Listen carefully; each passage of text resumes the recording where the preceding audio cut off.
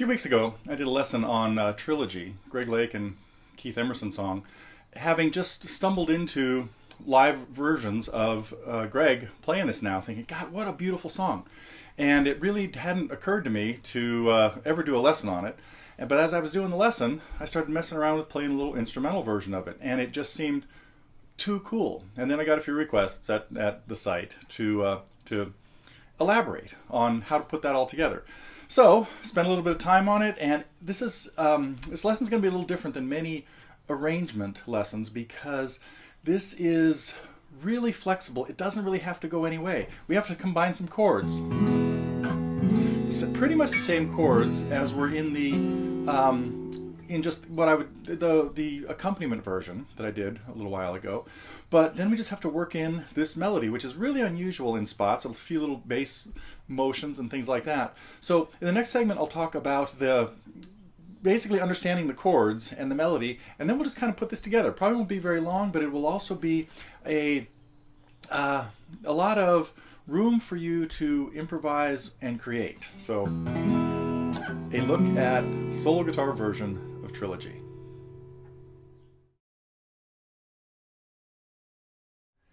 Let's talk about the intro first. So if you just take a look at the tab, I play this lots of different ways, and what I have in the tab is this. We've got a little D shape moved up to E. We're in the key of E. He plays this really up in the key of F sharp, either by capoing or having his guitar tuned up, depending on the situation. But what we have going on here is the opening melody.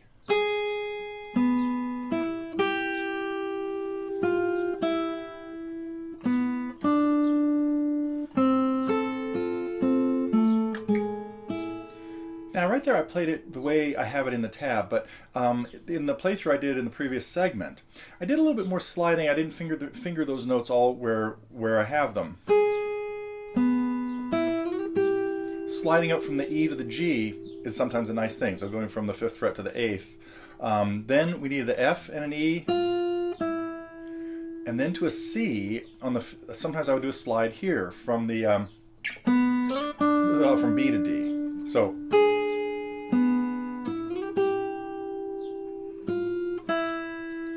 Now I'd use my first finger for this, probably coming back to the B, and then I would move it back to the 5th fret for the C, and now we're going to shape the little D chord again here. This now would be an F chord at the 5th fret.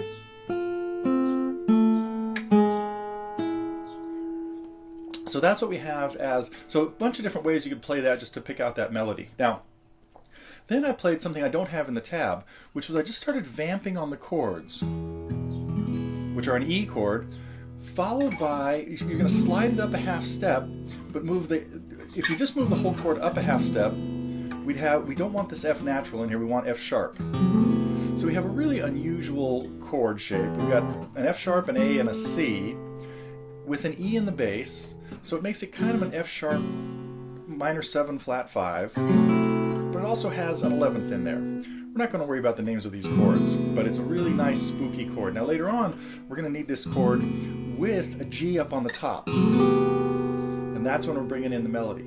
But the first 4 half measures of chords are E, to our F sharp, back to the E, and then to an F sharp minor 7 flat 5 played at the 4th fret and 5th. 3 notes of the first 3 strings at the 5th fret and the 4th string on the F sharp. So you need to just kind of mess around with that.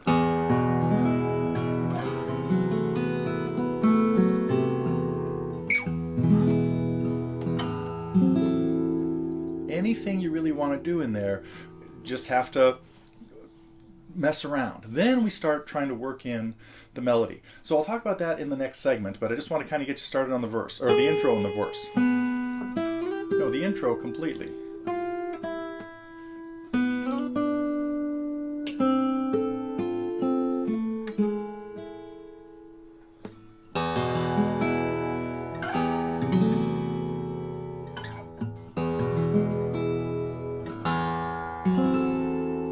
So you have to be really loose with your right hand in this. I'm not really going to go into all of the techniques. You need to have the roll available, spreading out your notes, and just other miscellaneous arpeggios.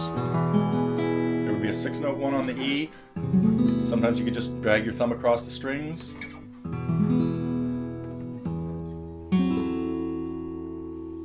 So that's kind of what we have going on in the intro.